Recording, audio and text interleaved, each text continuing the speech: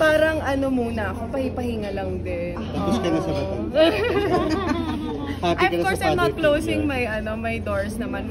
Mas prefer ko pa rin yung mas mature na guys kasi mas matututukan ako, mas masusuportahan ako at saka feeling ko mag-a-align kami in different.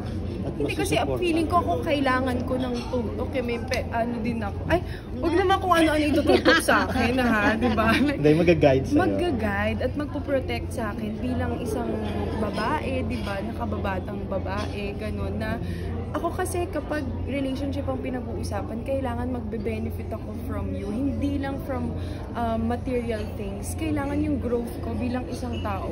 Nandoon din, yung supportahan natin. Siyempre, ngayon, puro mostly career talaga yung pinaprioritize ko. And I could say, magto 2 years na po ako walang ka-text, walang ka-chat, walang anything. Yes po, totoo po ito. Choice yan or wala lang po charos, hindi. Choice po, personal choice ko po kasi na-realize ko na hindi naman sa umiyo, syempre sumasagot-sagot minsan.